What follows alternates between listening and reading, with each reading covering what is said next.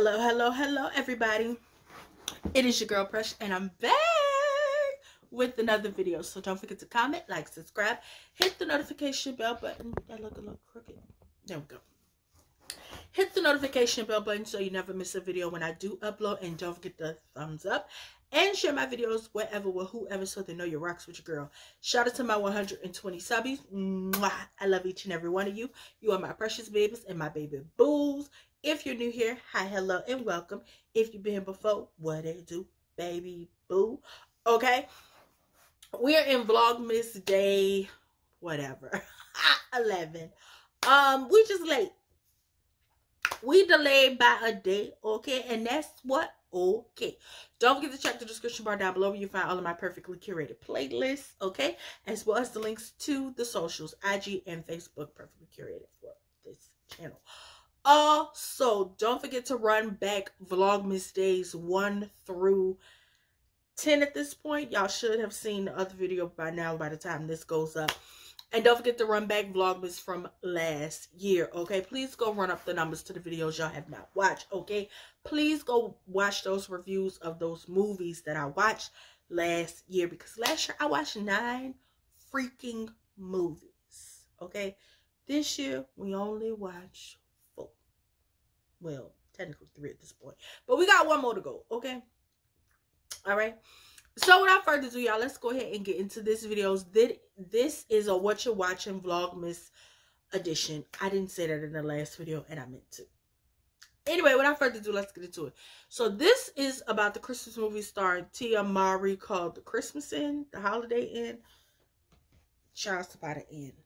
Hotel, motel, Holiday Inn. Say what? Judge somebody else. Don't judge me. My Christmas Inn. That's what the movie called. My Christmas Inn. It's a Lifetime movie. I'm pretty sure y'all starting to see that I watch the majority of Lifetime movies. Hallmark movies, they a little too.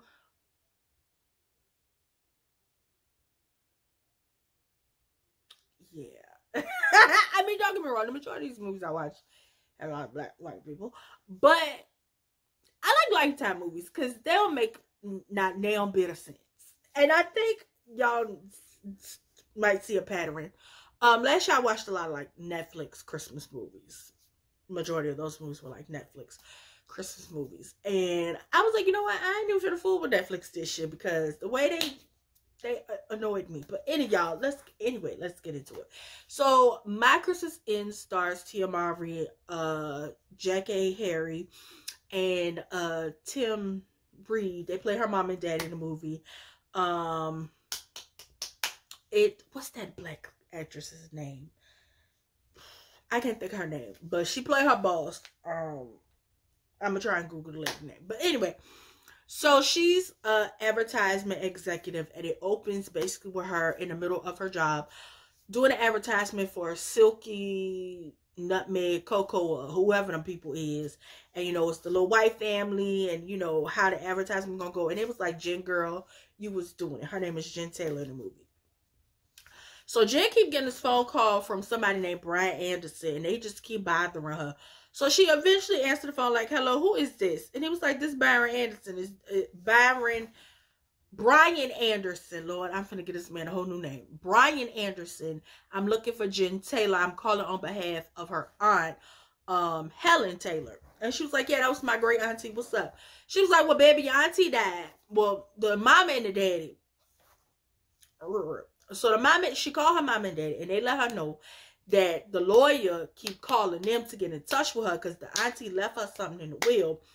Because the auntie left the daddy her elephant or something she adopted in Africa and some puppets. Like, the auntie left him all type of crazy stuff. So apparently it's his auntie. So she called the lawyer, Brian, and he basically let her know that she was like, what she left me? Her ventriloquist puppets or something. He was like, well, I guess if they inside the inn. She was like, the inn? What inn? What are you talking about? He was like, baby, your auntie left you her inn. She was like, she did what now? Yeah, girl, she left you the inn, but had you you know, answer my phone calls and stuff, you would know that. But I need you to come down here and sign this paperwork to take ownership of it in before the new year. And she was like, are you serious? Like Christmas coming. He said, yeah, had you answered the phone call, ma'am, we wouldn't be doing this right before Christmas. So she go tell her boss, and her boss was like, well, yeah, girl, I mean, you can take you a couple days off. I mean, is you going to be back by Christmas so we can announce who the new hedge fund manager or advertisement executive, vice president, CEO, COO, head bitch in charge gonna be? And you know, the little white lady Karen, who like her op, she was like, yeah, girl, go ahead, I got it, I can take care of the silky nutmeg for you. And she just gave Karen this look like, anyway, I'm gonna be on call, I'm gonna be back in a flash, boom bam pow pow, and we're gonna get it and get it good. And she was like, okay, girl, go ahead, enjoy yourself, girl, you ain't had a vacation in a minute. She was like, I'm gonna go down there, get it, come back, and we're gonna be good. So she leave, and she go, and it's in Alaska. It's in Chestnut. Here go this accent. Chestnut.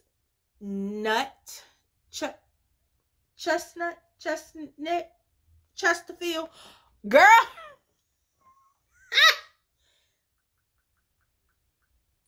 Chestnut, Alaska. I think. Y'all know I don't know. It's in Chestnut, Alaska.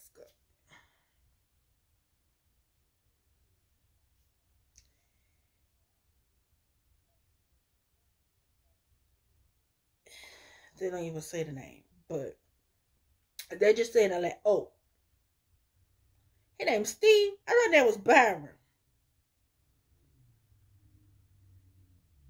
His name was Steve. Well, where the hell did I hear Brian at? Oh, his name is Byron.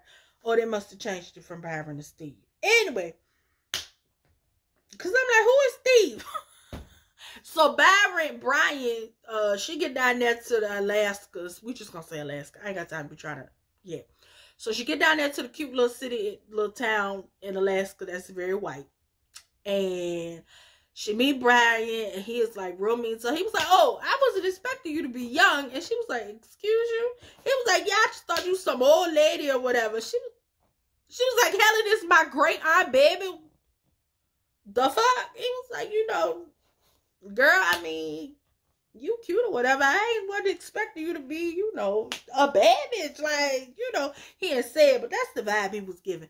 So he drive her down there to the inn or whatever, and basically, you know, they have a little back and forth banter or whatever. And I'm like, okay, this is gonna be a love haters, enemies to lovers trope. Okay, I get it.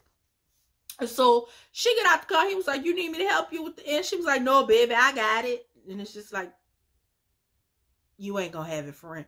So she go in there, and you know, she see everything covered up or whatever, and so she get ready to put the wood in the fireplace and basically start a fire. So Brian go over there to his mama cafe, and then they get a phone call because you know he go over there to the cafe, let his mama them know that she aggravating. And so somebody called the mama cafe to let her know that it's a fire at the end. He was like, that goddamn Jen. Well, he didn't say it like that, but he was like, Jen. So he run over there he was like, girl, what you doing? She was like, I was trying to start a fire, and the next thing you know, it started smoking. He was like, well, did you open the damper? She was like, the damper? What is the damper? He was like, baby, you gotta open the damper to let the smoke out. And she was like, okay, every fireplace I didn't ever own is electric. Feel it? It's electric. Boogie, woogie, woogie. I told you I had a song for everything.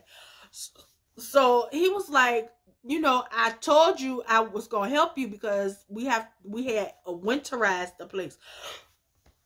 Excuse me. Hold on. Excuse me. Excuse me. And she was like, well, I need you to de-winterize the place. De-winterize the place. And he was like, okay. And she was like, well, you know, he covered up with a blanket. He was like, well, go on down there to this cafe named Molly and wait for me there until I'm done. And so she walked into Molly. So like, you know, Susan, the lady name was Susan. Brian mama was like, hey baby, how you doing? I'm the owner of Molly's. this my daughter. What you need, baby? She was like, child, you must be, Helen's niece. And she was like, yeah, I'm Helen's niece or whatever. I ain't been around here in forever. And it was like, you look just like Helen. And I'm like, that girl don't look like Helen. Or she said she had Helen's smile, something or another. And we had the mailman in the back. I think his name was Steve. And he was eavesdropping. She was like, what you want to eat? And he was like, well, the turkey sandwich is good, girl. Get you the turkey sandwich. She was like, all right, well, I'm going to trust Steve or whatever, the mailman. And he was like, I'm going to get the sandwich or whatever. So, Brian brought his aggravating tail back around there and was like, okay, girl, I cut the water back on and on the gas. And I put a fire in there for you. So you don't have to burn down the damn end. Or whatever. She was like, thank you. And so next thing you know,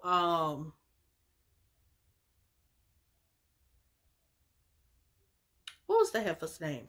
Leilani. I'm gonna call her Lana. So Leilani coming out all distraught, like, Barry Mama. I forgot. I think that lady's name is Susan. Girl, how many cupcakes or cakes or cookies or pies did I order? Was it a dozen? 2 dozen? How many? She was like, girl, you ordered the same thing you ordered last year that you've been ordering every year since you've been organizing the Christmas festival. Friend, calm down. Chill out. Sit down. Okay?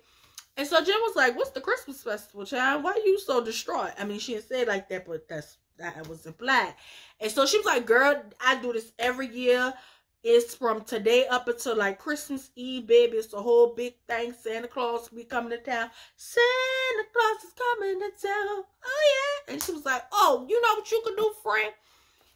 And because they was like, that's Helen. She was like, oh, my God, you know what you could do, friend? You could run the gingerbread station because Helen did that every year. And, oh, you got to decorate the end. And, girl, Helen would be so distraught if you didn't decorate the end. That was her favorite thing to do.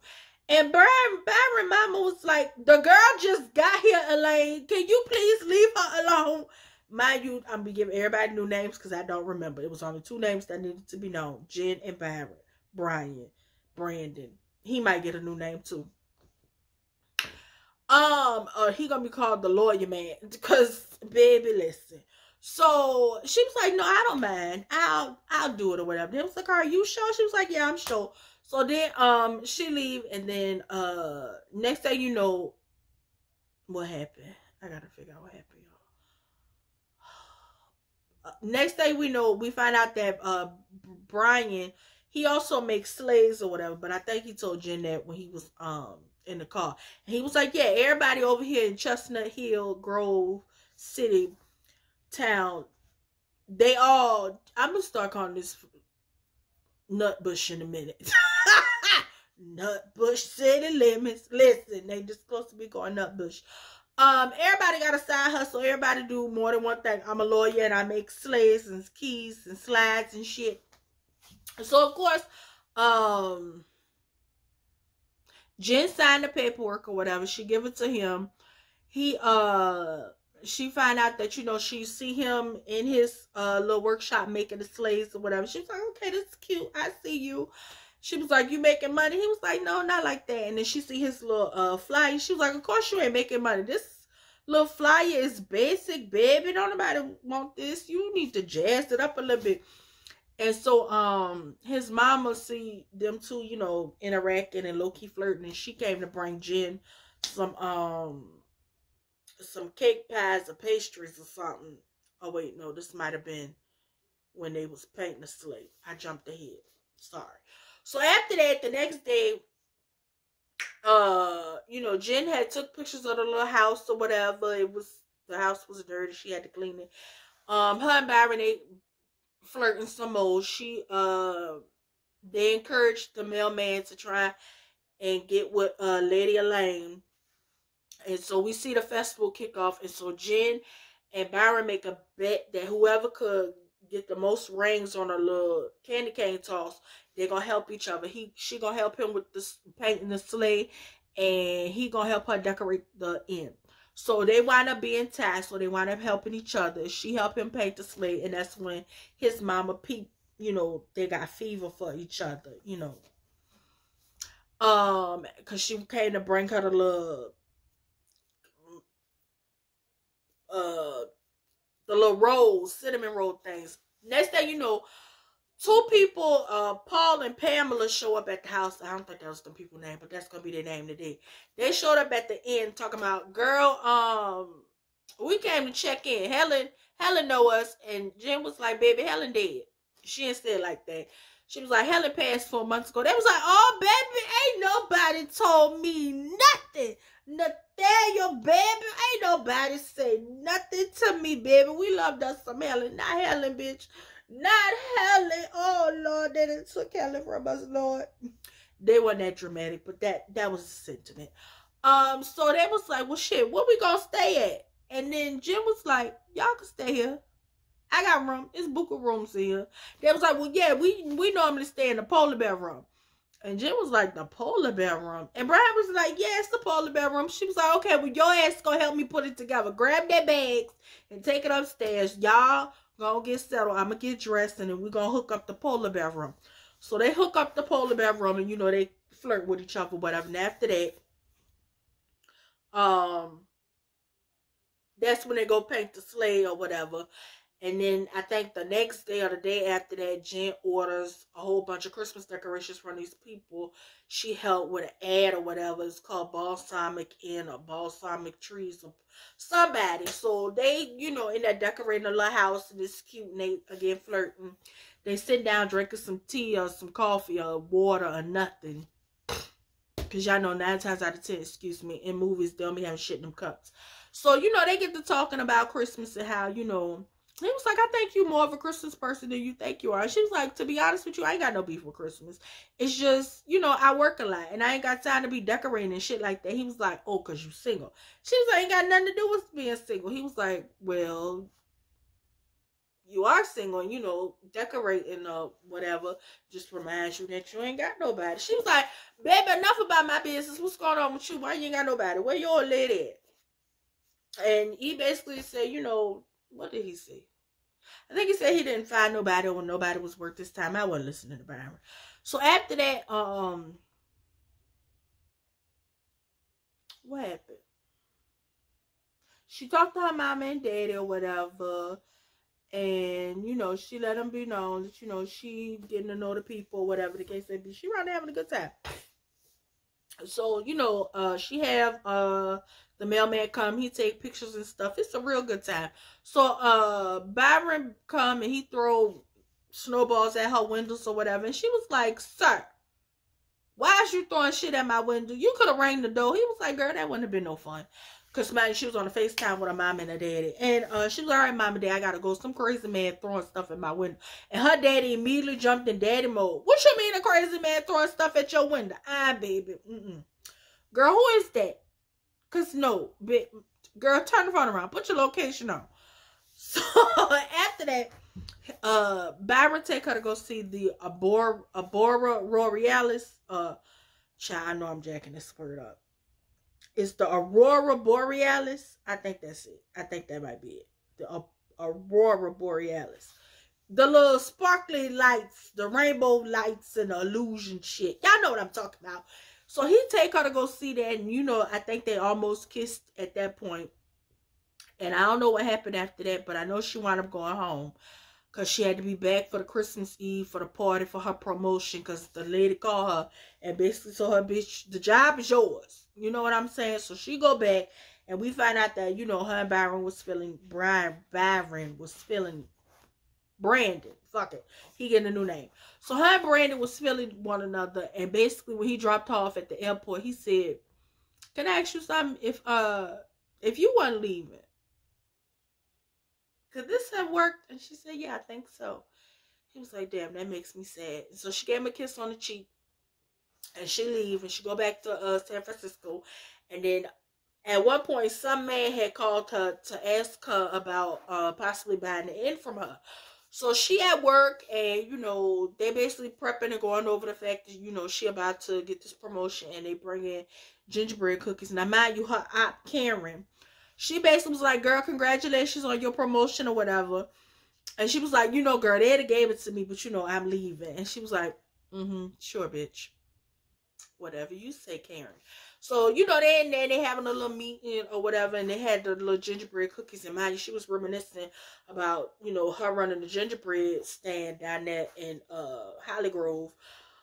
And that's not what she was, but bitch, at this point, that's what she was. And so her boss was like, Jen, you alright? And she was like, cause she was like, girl, they call this a gingerbread cookie. What are the gumdrop buttons and shit? Not the gumdrop buttons. Not the gumdrop buttons. Y'all know where that come from. And so everybody was just looking at Jen like, bitch, it's just a cookie. Like, chill the fuck out for it. And so her little phone go up, and she was like, oh, I gotta go. I got a meeting. And her boss was like, a meeting? She was like, is you gonna be back for the party? The announcement? She was like, yeah, girl, I'm gonna be back at the party announcement. Yeah, all that, I gotta go. So she gonna have lunch with the man at the little cafe about selling the inn. And basically he wanted to turn the inn into some luxury suited ass hotel and basically put the majority of the businesses in Holly Grove, Alaska out of business. Mind you, back in Holly Grove, somebody, some kind of which way, got Jen address and some kind of which way Byron mama got it and gave it to him. And so he take his ass to San Francisco. And I'm like, bitch, how far is San Francisco from Alaska? But it's a movie, so y'all know with Lifetime movies or any movie in general, sometimes a little logic and the shit is the magic of the movie. So he get around them, and she basically cussed the man at the table out. Like, that's not what we finna do. You is not finna come around here and ramshack the people in Holly Grove, baby.